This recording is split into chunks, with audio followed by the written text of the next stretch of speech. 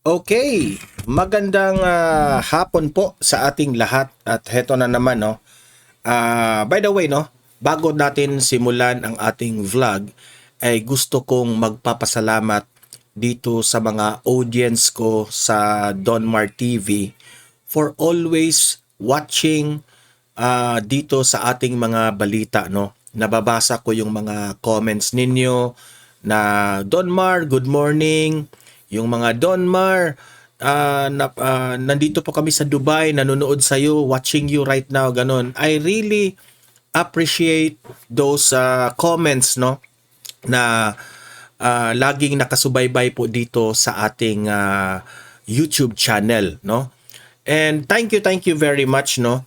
Para dadami pa tayo no, i-share nyo itong video natin always sa vlog natin no sa mga kaibigan ninyo para naman sa ganun ay makatulong tayo for awareness na ganito na po ang nangyayari sa ating bansa, na kaming mga vloggers ay kami po yung nagsisirbisyo sa taong bayan na mailahad sa inyo ang tunay na mga pangyayari at opinyon namin, sarili naming opinyon, okay? Na hindi nyo makikita sa mga ordinaryong mainstream media. Alam nyo naman, ang mga mainstream media ngayon ay ika nga, mga bayaran na yung iba dyan, no? So, pinipili lang nila yung mga binabalita nila, no? Hindi kagaya sa amin na magandang balita man sa administrasyon o hindi magandang balita sa administrasyon, patas tayo dito.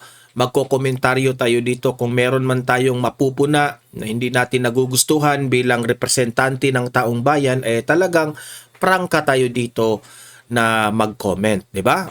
So maraming salamat sa inyo ha na sa lagi ninyong panunood. I-share ninyo guys para magiging marami naman tayo, okay? So ngayon, it's 1:21 in the afternoon dito sa Pilipinas. At ayan na nga, pag-uusapan natin itong administrasyong Marcos na naman. Hindi naman sa na tayo toxic tayo kasi pinupuna natin yung administrasyon, ganun ganyan. Karapatan naman natin yan eh. Ako aaminin ko, binoto ko si Bongbong Marcos, no? So after how many months nagsisi po tayo bakit binoto natin si BBM, no? Isa po tayo sa mga nagsisisi.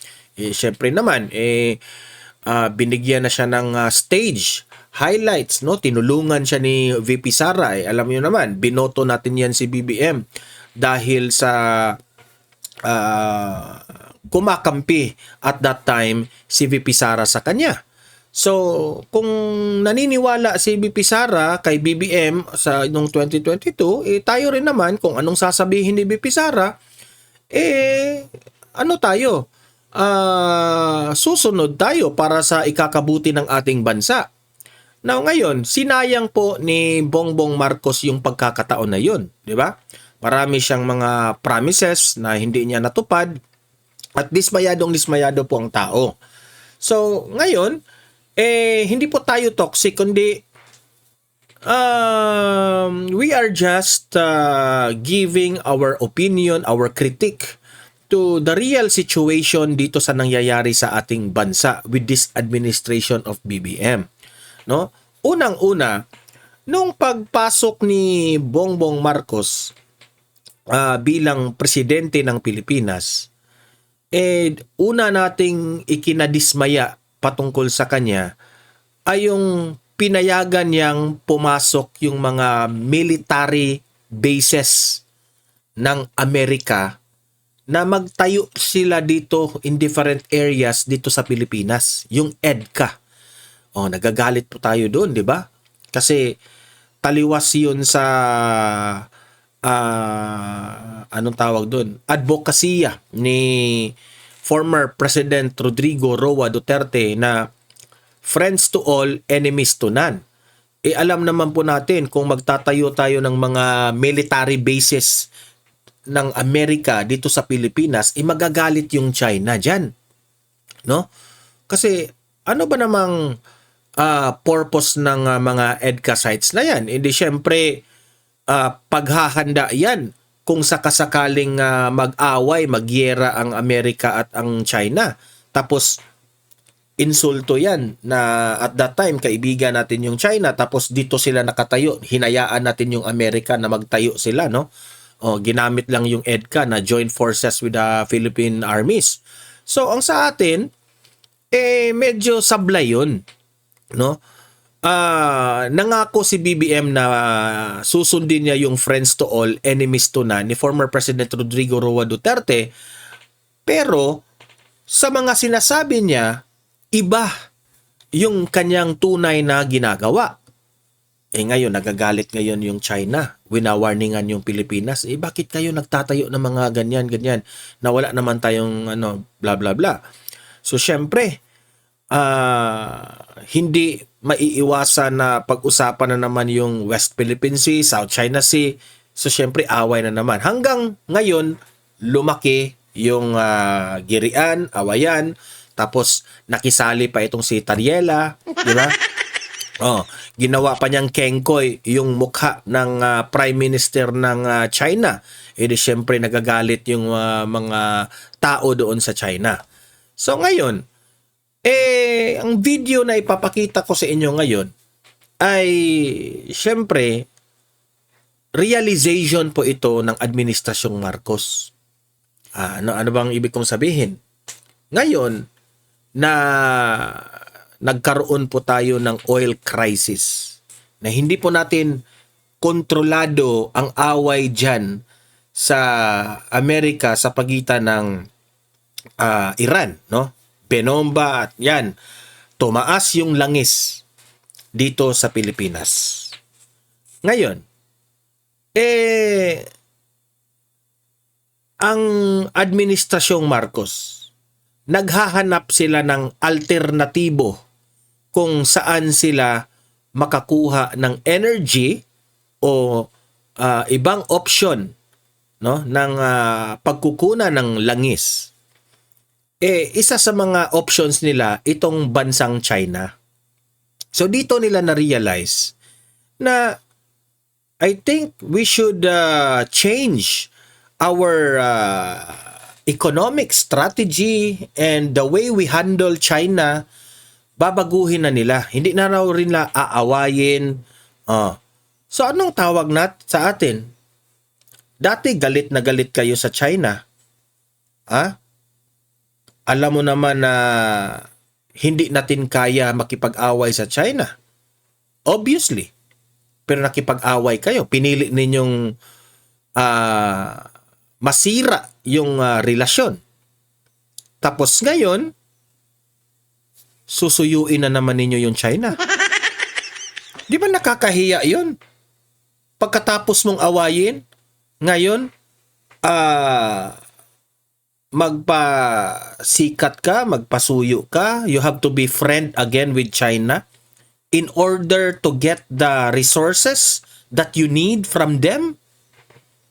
So anong tatawagin ng mga insect sa atin? Yung mga Chinese sa atin, anong tatawagin? Ano ba itong mga Pilipino? Aawayin tayo pero kung may kailangan, parang mga aso na nauulol. Bait-baitan na tayo dahil may kailangan tayo sa kanila. 'Di ba? Parang very off talaga.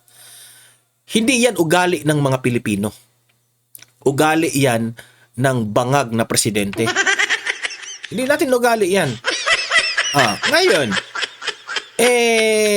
in recent news, nabalitaan po natin na itong si Bongbong Marcos parang palapit na naman ulit dito sa China. Parang kakaibiganin na naman kasi may kailangan eh.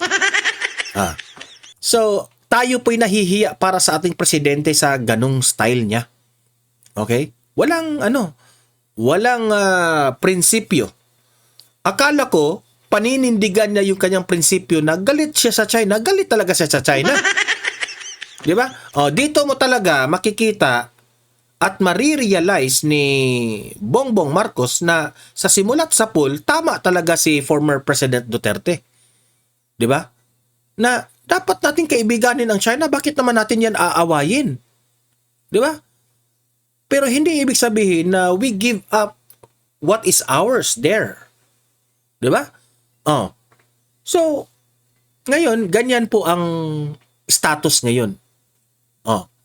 Sabi nga ng mga biro ng taong bayan, si Tariela ang papuntahin nyo sa China para suyuin again yung China. Tingnan natin kung paano ka papahiyain ng China doon. Di ba? O, eto. At dahil dyan, si Attorney Guanzon, nagkomentaryo patungkol dito. At sobra, alam mo naman si Attorney Guanzon na walang preno yung bibig ng ating idolo na si Attorney Guanzon. Inapahiya sila dito sa komentaryo ni Attorney Guanzon patungkol po sa oil crisis. Lesson sa mga politiko na nakipag-away sa China. Ito po, panoorin ninyo. Lesson dito, ha? Huwag nga kayong nanganga dyan na nakipag-away kayo sa ibang bansa na hindi nyo naman kaya. Foreign diplomacy. Oh, ayan, sige. O, mag-produce kayo ng oil. Sige. Oh, sige. Kasi ganito yan eh. Si BBM, very confident siya na aawayin ang China. Kasi buong akala niya, kakampihan ako ng Amerika. So, tapang-tapangan ngayon yung bangag, no?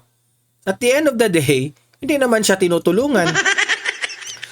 Yung inaasahan niyang tutulungan siya ng Amerika para kumampi sa kanya dito sa away sa China, si Trump nang naman ang dahilan ngayon. Sa sobrang tapang ni Trump, hindi ko binabati ko sa Trump, but this is the reality of what's happening. Si Trump ngayon, dahil sa diskarte niya dyan, nung binomba niya na yung Iran, sinong cause ng pagtaas ng langis? Hindi, syempre sila. Sila yun. Kahit balibaliktarin nyo pa yung issue na yan, kahit if papakikinggan pa natin yung reason ni Trump dyan for doing that. Pero that's the reality. Whether it be good or bad intention, good intention, bad intention ni Trump sa pag ganon sa at dahil yun dun kaya tumaas ang langis. BBM, doon ka manghingi ng tulong sa kaibigan mong Amerika. Hindi ko sabihin na kaaway natin ang Amerika, siya yung mahilig kampi-kampi dito sa Amerika eh. Alam kong tayo, may treaty tayo. Doon ka manghumingi ng tulong sa Amerika, huwag dito sa China. Hindi ka na ba nahiya sa sarili mo, BBM? Di ba? Yun ang point ko. Meron po tayong crisis ngayon. Gusto mong masolve. Inapahiya ka na ngayon sa taong bayan dahil hindi mo masolve itong crisis na ito. Ngayon, pupunta ka sa China? Ano tatawagin sa iyo ng China? Tapos, wala kang ginawa. Punta ka doon sa New York, kayo ni, kayo doon, ni Liza. Punta kayo doon sa New York. Humingi kayo ng tulong dito sa oil crisis natin. Punta kayo doon. Kaibigan ninyong Amerika, di ba? Kasi it's too big kayo doon. It's too big. Tawan nyo kayo mag-produce ng oil. Parang initiation Yan ang lesson dyan sa ating mga politiko. Huwag nga kayong makialam makialam ang Senado kung treaty relations. Kasi trabaho mo yan di ba? Kung treaty relations. Yung tatawagin mo ngayon yung ibang senador na senador, naman Correct. Ang sama naman ng wala na ba talaga kung maalala po natin, no? Gaano po binatikos nila itong si Senator Marcoleta patungkol dyan sa China. Tapos sasabihin nyo pa, Chinador. Ang corny, di ba? China ba? China yan sa Tagalog. Tapos sasabihin, China. Si Marcoleta raw, maka-China raw. So, Chinador. Sino ngayon ang chief presidente? Di ba? Pahiya sila. Yung dyan, yung statesmanship Everything dyan. is ad hominem right now. Parang pag wala ka mabato. Saka, wag na masyadong pa-show off. Ayan, tingnan nyo. Actually, Ngayon, we need bibili lang din solutions. pala sa Diyan sila mahilig. Yung kanilang show off nila. Diyan sila talaga magaling. China. Oh, paano naman yung sasabihin naman ng ambassador ng China? Minura-mura nyo na ako dyan, lahat. Tapos ngayon, bibili kayo sa amin? Oh, Yeah. Buti na lang, sabi niya, we are good neighbors.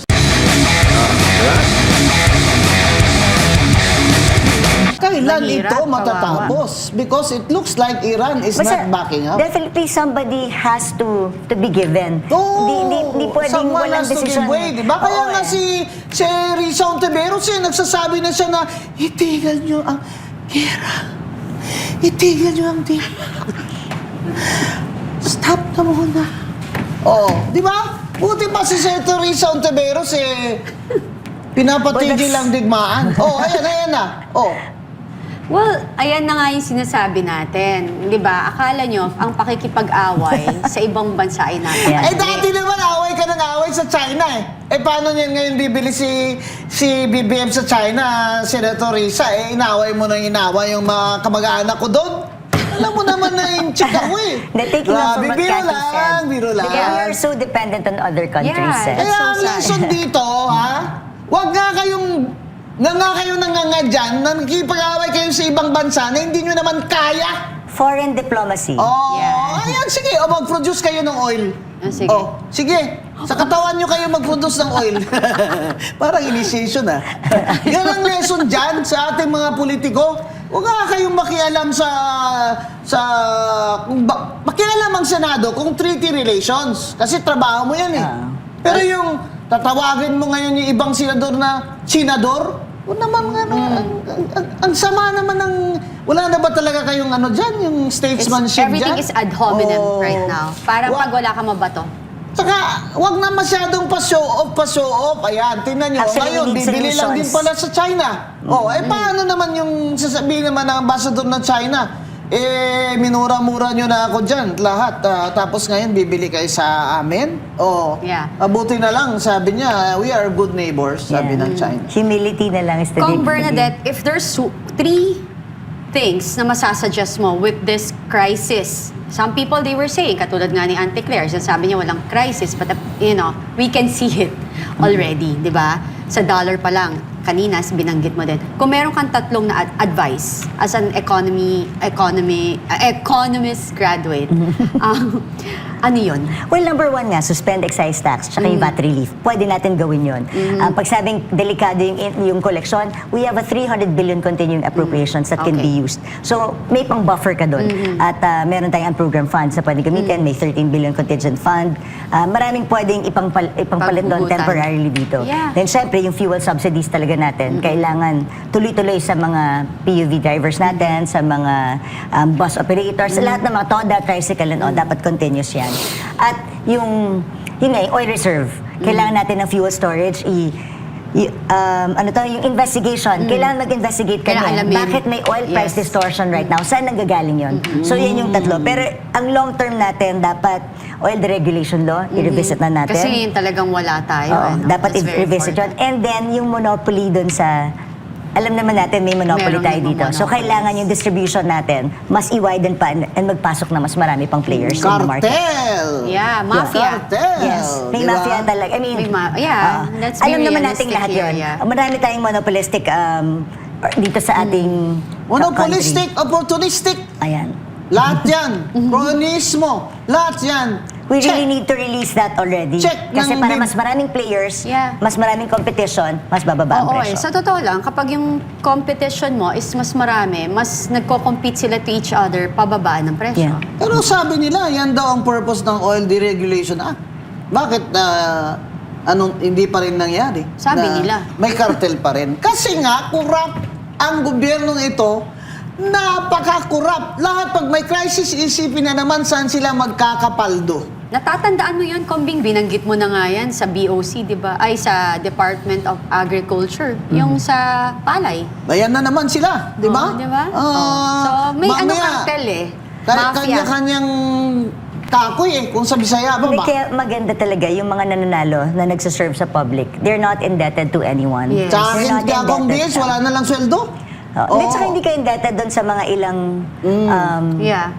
players in Yes. here in the Philippines. Exactly. Eh, yung Otherwise, allocable sa Pong BH, punta Yes, tayo ayan doon. na. Oo. Ano ba yung allocables na yan? At, Inom ka muna ng tubig. Nakikipagpatayan ang mga congressman dyan sa allocables na yan. Oh, ano Kong BH ang Hindi, allocable? allocable and allocable, lagyan muna natin ng context. Yung non-allocable kasi, ito yung ito yung DPWH, yung 001, 002. Ito yung mga, pag sabi mo, ito yung roads and bridges, saka yung mga flood control na control ng DPWH. Ang non-allocable, ito naman ang sa mga legislators. Ito yung sa leadership, parang leadership allocation, di ba? Yun yung pwede mong i-request. Parang meron kaming pwedeng i-request Na project. projects. Na syempre, infra. na infra. I-request lang naman yan, pero hindi namin sure kung papayagan Kung yan papayagan. ng DPWH kasi wala na kaming PDAF, wala nang pork barrel, diba? Wala So na basically, yung 01 na sinasabi mo, that's the allocable na ang nag-handle. Non-allocable to. Non-allocable, Yun yung yung sa DPWH. DPWH. Yung Yes. allocable, yun yung sa congressman. convergence. Ay, yung Which sa legislators, hindi naman Oo, sa legislators. congressional initiative, yung mga Yeah. requests. Ay, yung Hindi pa 5 sure. billion ni Sandro, ano yun? Allocable o non-allocable? Well, nung pinag-aaralan kasi namin, yun ang masama. Medyo pati yung non-allocable na napakialaman, nagkaroon ng nagkahalo-halo na yung allocable. Inikot. Oo. Parang yun naman yung tinatawag natin na napaglaruan sa DPWH, yun naman yung non-allocable. Napaglaruan Pati ng mga ito. maligno sa DPWH Yes. ang non-allocable. Non-allocable, which shouldn't be kasi dapat yan. Meron naman tayong software that says anong road ang dapat lagyan. Anong road ang kailangan. Hindi dapat sa kung sino yung malakas. Yeah. Kung sino yung dapat bigyan na Dapat kung ano allocation. yung priority. Dapat kung ano yung kailangan talaga. So there's a Tingnan mo software that DPWH follows but was never followed. Kaya Oo. pagdating sa mga amendment, syempre kanya-kanya na yan kung sino ang malakas sa Sino nga ang kusina, top sino dyan? ang malakas sa Top 10 dyan na non-allocables? Eh, aside from Sandro, siyempre si Romualdez, di ba? Kumusta mga ano dyan? Ano ba? Tingnan na lang ako ng tubig. Kumusta? Yung aking best friend, ha? Bakit ganyan, ICI? Eh, isa na lang naiwan dyan, si Chair Andy na lang, Reyes, eh. Lahat nagsiresign na dahil hindi kaya. Hindi kinayang pipirmahan yung mga gusto nyong pirmahan na absuelto si Romualdez. At saka dapat Actually- i-public yan. Yung Actually, kanilang, maganda rin talaga malaman ng investigation. public, even our fellow congressmen, Yes. magandang malaman nila kung sino talaga yung mas malaking allocation na nakuha. So Yes. that they will also know kung naging fair ba. Oo. Kasi kung mahirap kung ang dami mong roads na lang dapat gawin, pero ang late lang ng binigay Ayan si sa'yo. So ayan kitang-kita ninyo kung paano ginisa ni Attorney Guanzon yung ginawa ni BBM, no? Usaping allocables rin. Isa pa rin, another topic, another issue naman yan. Dito naman sa pangalawang video, sa pangalawang video natin ay itong interview ni Professor Malutikia. Okay? Ano ba ang opinion ni Malutikia, no, patungkol sa mga current issues patungkol po sa impeachment ni BP Sara at patungkol po dito sa oil crisis na nararanasan ngayon ng bansang Pilipinas with this administration? Kung tama ba? Ano ba ang dapat gawin ng administrasyon? Lahat dito ay maririnig natin by Malutikia. Okay? Panoorin po natin.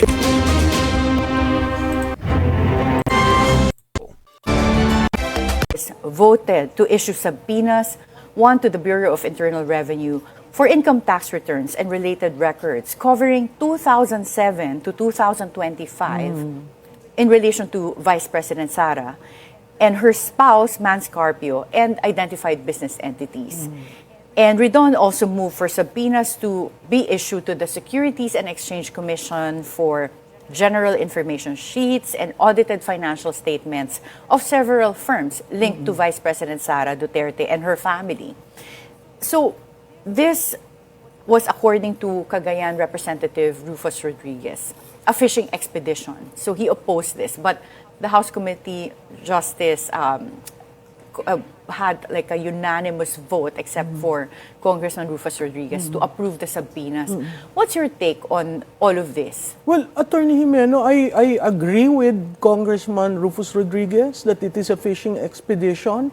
Those things that they are asking, the documents and invoking the subpoena powers of the Committee on Justice, only gives you a view of there is insufficiency in substance. Because when they passed sufficiency in form and substance, the determinants of the ultimate determinants of facts should have been tested when they discuss the substance. But apparently, coming up with the list, everyone in that committee, I guess, were shocked when Congressman Ridon came up with several companies. You don't even know when those companies were set up. You don't even know, are they really shareholders? So these things kind of open something that is not good in the process. That it is indeed a fishing expedition. I don't even understand why are you covering the years of the Vice President when she was a Vice Mayor? Is that... Isa pa yan, no? Isa pa yung argumento na yan. Gusto nilang ma-impeach itong si VP Sara. Now, kung gusto nyong ma-impeach si VP Sara at meron kayong akusasyon na impeachable, you have to consider na that is within the span of being the Vice President siya. What do I mean? Kailan ba naging presidente si VP Sara? 2022. So yung mga reklamo ninyo, ibabase nyo yan kung ano yung nangyari sa 2022 hanggang ngayong 2026. Ngayon ang tanong, bakit sinali nila ang years ni VP Sara noong mayor pa siya sa Davao? Isa pa yun. That's a question. Hinihingi nila ngayon ang SALN ni VP Sara. Okay? Hinihingi nila yung SALN, tapos sinabi nila, merong pagtaas ng SALN ni VP Sara.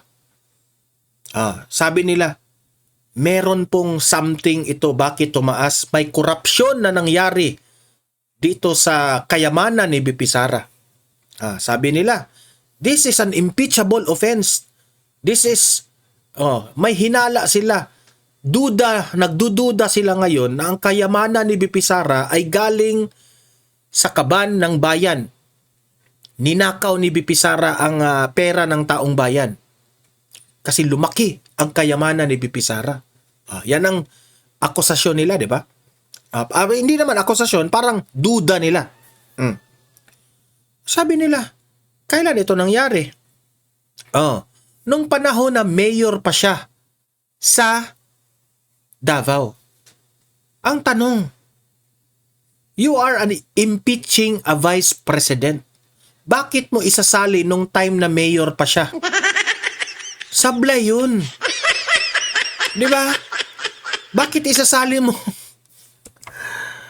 Wala na talaga silang makuha na kasalanan ni VP Sara na pati yung mayorship niya noon, sinali na nila.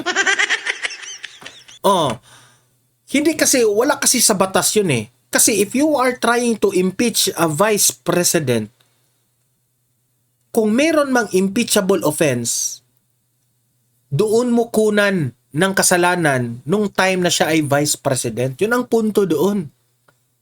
So, halatang halata, hindi ito papasa sa Supreme Court. Okay? Hindi siya papasa sa Supreme Court. Sasabihin ng Supreme Court, ay halata ito na namumuliti ka na. Bakit sa isasali mo yung mayor pa siya? Instead, ang irereklamo nyo, yung panahon na naging vice president siya. Because ang gusto mong i-impeach ang vice president, hindi yung mayor pa siya. So, titingnan ngayon ng Supreme Court, sasabihin ngayon ng Supreme Court, wala to. Halata na pamumulitika na ito. Tatanggalin talaga nila sa lahat ng makakaya nilang rason, tatanggalin nila ito kasi baka ayaw nilang maging presidente ito kapag tatakbo ito sa 2028. Especially na nag-announce na si VP Sara. Di ba? So, ganun po ang magiging pananaw ng Supreme Court. You may argue with me to that, but kung laliman mo ang ating batas sa ating konstitusyon, hindi yun kasali yung pagiging mayor pa si VP Sara. Okay? So, halatang halata sila. Dahil yan sa isang ambisyon. Yan ang hirap sa atin. Yan ang ine-emphasize ni Robin Padilla. Dahil yan sa ambisyon. Dahil sa ambisyon nilang maging presidente na wala pa nga kayong napatunayan sa mga probinsya ninyo. Yung mga tambaluslos dyan na gustong maging presidente, yan ang dahilan na gumulo ang ating bansa. Wala pa kayong napatunayan. Saka na kayo tumakbong presidente kung mapaghalataan na ng taong bayan na magaling ka. Kung tutusin pa, ikaw, kung ikukumpara ko si Tambaluslos kay Isko Moreno, ang layo pa niya kay Isko Moreno. Oo, totoo. Kasi si Isko Moreno may napatunayan na sa Maynila eh. Kahit in just how many years? Almost 6 years? 5 years? Itong si VP Sara, grabe. Pagkatapos ng kanyang ama, si former President Duterte, kitang-kita mo doon mas grumabe yung pagdala ni VP Sara, yung pag-progress ng Davao. So, talagang makikita mo doon na deserve itong maging presidente, itong si VP Sara, kasi may napatunayan niya. Di ba? So, ngayon, sablay itong isali nila yung years ni VP Sara nang naging mayor pa siya. A ground for impeachment. She is being impeached as a vice president. Vice mayors are unimpeachable officers. So if you are impeaching the vice president, it should have covered 2022 to the present. Correct. So if you look at the way they are asking, they are laying already the predicate that there is illegal wealth. And part of what they are also issuing a subpoena for are the SALN. So they are putting together to the public, this is what happened. But that is not what was alleged in the 2 impeachment charges that were adopted. Yeah, I understand that impeachment proceedings are sui generis, pero ang pinakamalapit na parang analogy here would be a preliminary investigation in a criminal case. But usually, the prosecutor's office, they confine themselves within the allegations of the complaint. So, medyo nakakagulat nga na ngayon merong subpoena for one, companies that you said that did not appear in the complaints. So, meron pang isang naging issue, the House Justice Committee also issued or voted to issue a subpoena to Attorney Michael Poa for formerly serving as VP Sara's Chief of Staff and spokesperson at the DepEd, Department of Education, when the Vice President was still DepEd Secretary.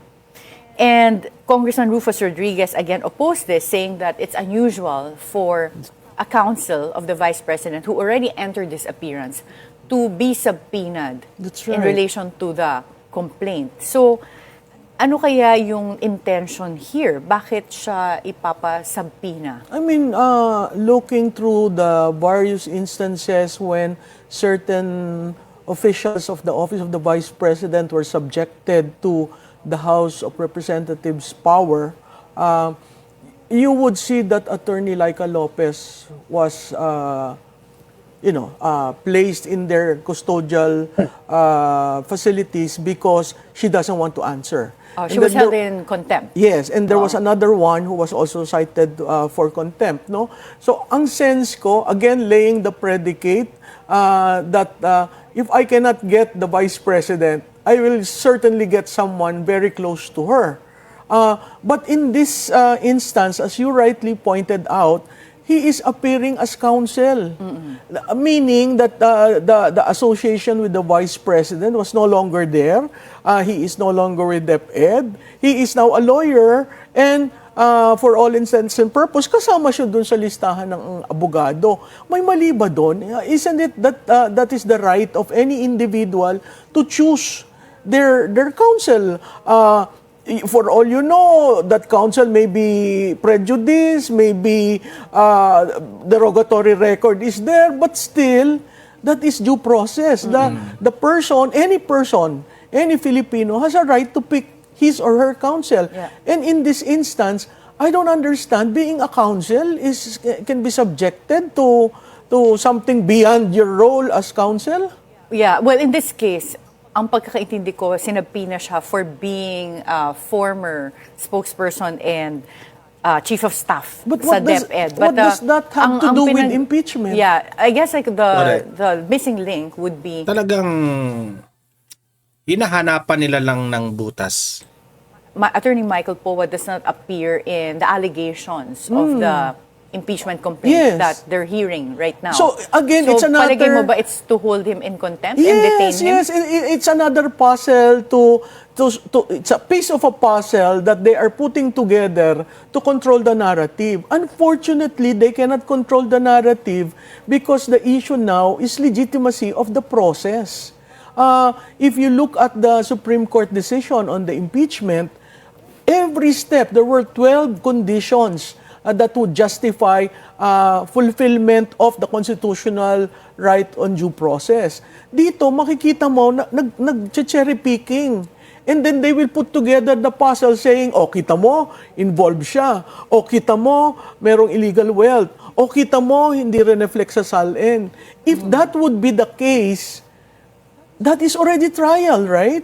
And shouldn't the House of Representatives just check may determinants ba, factual determinants ng kanilang ng allegation sa Parang complaint? similar to rules of criminal procedure na may determination ng probable cause, Yes. or in the recent amendments yung sufficiency to lead at least strong evidence of likelihood of guilt. Yes, Oo. yes. So, yung kay Congressman Rodriguez's remarks about Madriaga being a polluted source was ordered stricken off the records.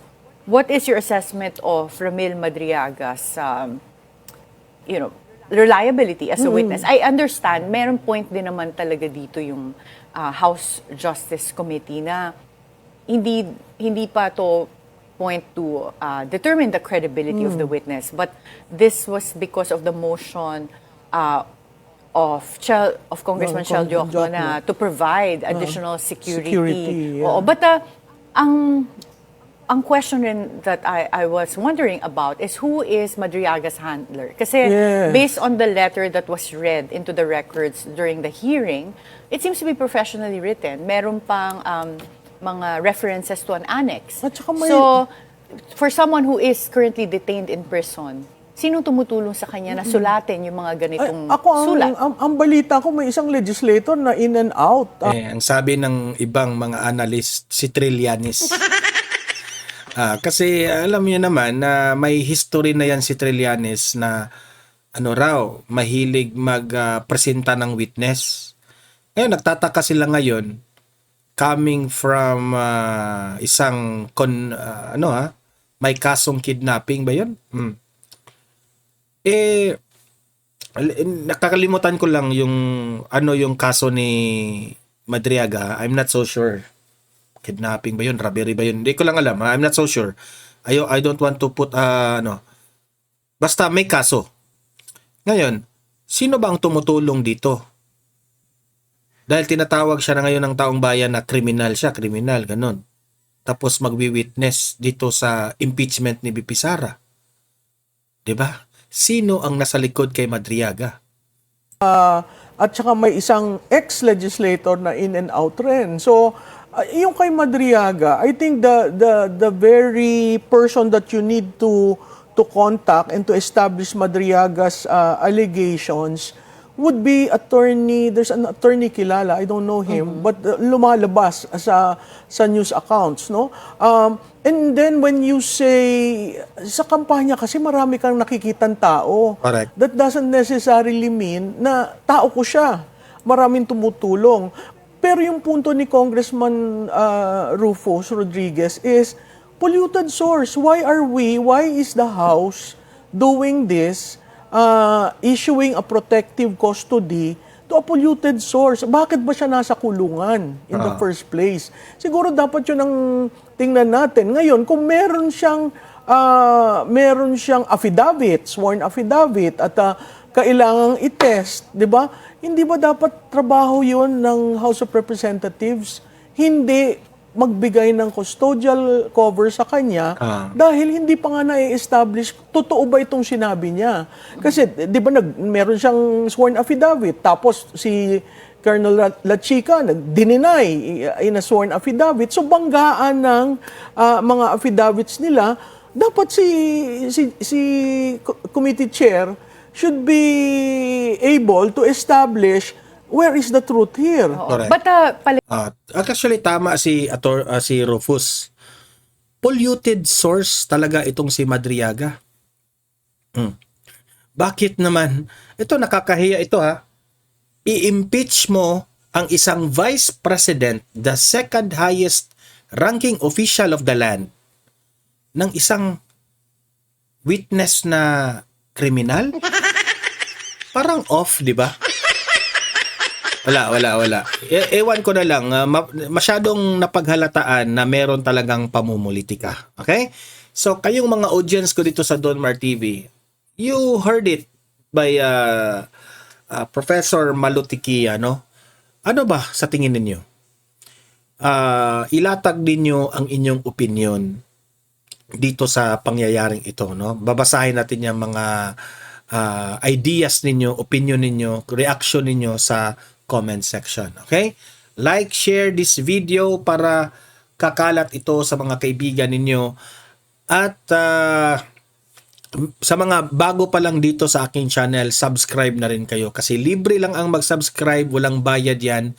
Updated kayo sa mga trending at maiinit na mga balita. Okay? See you in my next video. Have a great day. Have a great night. God bless po sa ating lahat.